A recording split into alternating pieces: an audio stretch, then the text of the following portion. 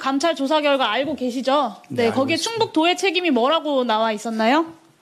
뭐 여러 가지가 지적이 된 걸로 알고 있고 공무원들이 지적을 받은 걸로 알고 네, 있습니다. 정말 모르고 계시는군요.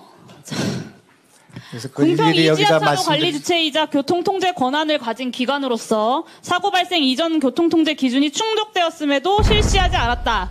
사고 당일 미호천 범람 신고, 위험 신고를 받았음에도 비상 상황에 대응하는 조치를 취하지 않았다. 모르세요? 다 그것이 검찰 수사의 과정이 있기 때문에. 아니 국무조정실에서 발표한 거라고요. 근데 이거 모르시냐고요. 이게 무슨 검찰 수사와 무슨 상관이에요. 국무조정실의 그 조사가 다 완결된 것이 묻겠습니다. 아니고 궁평 이지하차도 몇 번 지방도죠? 공무원들의 진술이 엇갈린 증인! 부분이 많이 있기 때문에 그렇게 묻는 말에 대답하세요. 여쭤보는 말씀에 대답을 하십시오. 지금 유가족들 앞에서 이 오송 참사의 최소한의 진상을 밝히는 과정입니다. 궁평 이 지하차도 몇 번 지방도입니까? 네, 도로법상 508번 지방도고요. 그 도로법상 508번 지방도의 도로관리청 누구죠? 충청북도입니다. 네, 충청북도입니다. 도지사 본인이세요. 오송 참사 3일 후에 충북도가 언론에 직접 공개한 자료인데요. 4시 10분 금강홍수통제소가 미호천교 홍수경보 발령, 그리고 이게 어떤 의미냐면 30%만 더 차면 미호강 넘치는 재난위기라고 76개 기관에 이때 통보를 했습니다. 당연히 충북도도 통보를 받았고요. 그리고 6분 전에 이미 해안부가 NDMS로 같은 내용을 통보를 해줬습니다. 6시 30분에 그 관할 소방서인 청주 서부 소방서에서 부분적으로 그 부분 통제장까지 선제적으로 가동을 했어요. 도에서 배포한 자료니까 맞죠? 여기에도 오류가 있나요? 그 자료를 보지 않았으면 맞을 겁니다. 네네. 네, 정말 네, 할 말이 없습니다.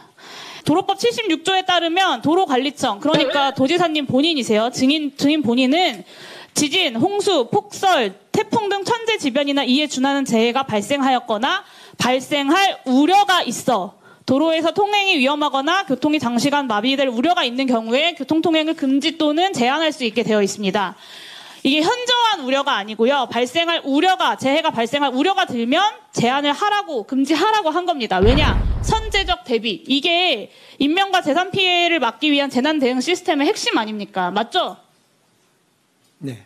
듣고 계세요? 네. 오송 참사 직전까지 충북도지사에게 미호천교 제방 범람과 궁평 이 지하차도 침수 위험을 알리는 수많은 상황 전파들이 있었는데 여기에 대해서 충북도가 그리고 증인이 아무 일도 하지 않으신 겁니다. 아무 조치도. 더군다나 네, 당시 충북도가 재대본 운영하면서 비상 3단계까지 발령을 했는데 그럼에도 불구하고 그 수장인 도지사가 재난안전법 46조 시도지사가 실시하는 응급조치인 대피명령, 위험구역 설정, 강제대피조치, 통행 제한 이 중에 아무것도 하지 않았습니다. 도민의 생명을 지켜야 할 도지사로서 재난 대비와 대응 책임을 방기한 재난안전법 위반 행위입니다. 동의하십니까? 제가 좀 말씀드릴 기회를 동의하십니까? 주시겠습니까? 동의하시냐고 물었습니다. 네. 지금 검찰이 조사를 받고 있기 때문에. 네, 변명으로 일관하시기 때문에 그리고 회피로 일관하고 계시기 때문에 본인이 뭘 하셨는지 제가 다시 상기해 드릴게요. 네, 비상 3단계 중으로 관내에 사고가 빗발치는데도 전날 서울 출장 가시면서 근무지 이탈한 거 앞에서 많은 분들이 지적하셨으니까 제가 여기서 다시 짚진 않겠습니다. 증인이 6시 20분에 재난상황실에서 집중호우 재난상황 점검회의, 그리고 6시 40분에도 장소를 옮겨서 또 회의를 하셨습니다. 그리고 앞서 말씀드렸던 것처럼 4시 10분에 미호천교 홍수경보가 발령이 됐었고 6시 40분에는 계획 홍수위 도달, 그러니까 최고 수위에 이르러서 범람이 시작이 된 겁니다. 이때 회의에서 미호천교 위험하니까 모든 대응을 다 해라, 이 한마디라도 하셨나요? 범람이라고 하기 어렵고 제방이 붕괴됐습니다. 네. 7시 40분에 아예 기가를 하고 8시 59분에 SNS 올리고 9시 44분과 10시에는 오송 지하차도 침수했다는 연락까지 받았는데 수차례 경고된 미호강 제방 붕괴 때문인 것이 당연한데도 아무 조치도 안 하신 거 아닙니까? 더 경악스러운 건 희생자가 늘어나고 있다. 그리고 12시 48분에 비공식적 사망자가 7명으로 추정된다라고 수행비서한테 보고받으셨어요. 그런데 맛집 가서 1시 8분에 식사하고 1시 20분에 되어서야 현장에 도착하신 겁니다. 비공식적 사망자가 7명이라고 추정된다고 보고받으신 이후에도요. 이미 한참 전에 언론에서 속보까지 나고 있던 상황이었습니다. 수많은 희생자들이 지하차도 한가운데에 있던 그때에 증인께서는 맛있는 음식을 드시고 계셨던 겁니다. 이게 대한민국의 정치 그리고 공직자의 현실이라고 저는 정말 믿고 싶지가 않아요. 유가족분들은 어떠시겠어요? 재난 대응의 경각심과 책임성이 얼마나 낮으면 도지사라는 분이 모든 권한과 책임을 쥐고 있으면서 어떻게 이렇게까지 아무것도 안 하셨을까? 저는 정말 믿기지가 않습니다. 본인의 책임 인정하시고 사과하시고 도민들에게 책임 있게 사퇴하시는 것이 맞다고 저는 생각하는데 어떻게 생각하십니까? 네, 전혀 사실에 근거하지 않고 있기 때문에 그리고 일방적으로 말씀하시잖아요. 그러니까 제가 묻는 것만 답변하세요. 저한테 답변할 기회를 주셔야죠. 묻지 않은 걸 자꾸 답변하시니까 그러는 것 아닙니까? 아니 제가 7명이 그리고요, 또 실종됐다는 얘기를 말씀드릴게요. 듣고 식사를 하러 갔다는 얘기가 어떻게 38분의 가능하겠습니까? 업추비 결제한 내역이 있지 않습니까? 짜그리집. 예? 지금이라도 기회를 드릴 테니까 오송 참사 관련돼서 언론에 고발한 것들 다 취하하시고 진심 어린 태도로 본인의 법적인 위반과 부족한 내용들 인정하고 유가족들 피해자들께 사과하시겠습니까? 저는 이제 유가족들과 도민들에게는 사과를 무수히 했고요. 저도 책임에 일단 막중한 책임을 느낀다는 말씀 드렸습니다만은 의원님이 그렇게 일방적으로 지금 주장하는 내용을 제가 용인하기가 어렵다 그런 말씀입니다. 저도 국회에 있어봤지만 이렇게 무지막지하게 그 사실 자체를 왜곡시켜서 이 사태에 대한 본질을 왜곡할 수 있는 그런 내용들이 국회에서 논의되고 이게 속기록에 남게 되고 이게 검찰 수사에 영향을 주고 또 우리 도의 공무원들이 지금 많은 분들이 지금 수사를 받고 있습니다. 그렇기 때문에 이 문제는 객관적으로 다뤄야 될 문제 사안들이 굉장히 많이 있는 거 아니겠습니까? 그렇기 때문에 이렇게 일방적인 주장을 하고 이를테면 7명이 실종된 걸 알면서 식사를 버젓이하고 현장에 가지 않는 도지사가 어디 있겠습니까? 7명이 실종됐는데도 불구하고 오송을 가지 않고 버젓이 식사를 했다. 이렇게 말씀하시는 거는 전혀 내용이 다른 것이다. 그런 말입니다.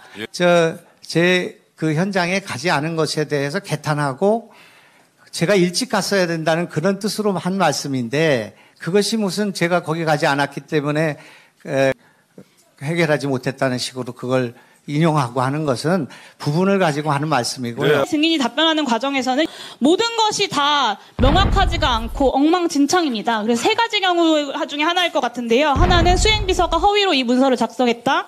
하나는 증인이 지금 위증을 했다. 세 번째는 충북도 내에서도 당일의 상황에 대해서 단 하나도 정리가 되어 있지 않다. 이 세 가지 종류 중에 하나일 거라고 생각합니다. 특히 이 중에 수행비서가 이 문서를 허위로 작성했거나 아니면 증인이 위증을 한 것이라면 위원회 차원의 고발이 필요하다고 생각합니다. 그래서 위원장님과 간사님들께서 이 부분을 좀 검토해 주셔서 위원회 의결을 해주시기를 요청드립니다. 이상입니다. 네, 알겠습니다. 위원장님, 이 문제에 대해서는 제가 아니 지금 이렇게 회의가 왜 이렇습니까? 이렇게 허위로 고발을 한다고 하는 사실 자체를 잘못 언제 이해하고 고발을 한다고 그랬어요? 아니 고발해달라고 하는 거 아니겠습니까? 상황 아닙니까? 근데 이걸 보고 계신 분들은 제가 아니 지금 증인은 묻지도 않은 질문을 하고 지금 제가 질의를 해야 되는데 지금부터 중요한 사항을 말씀드리겠습니다.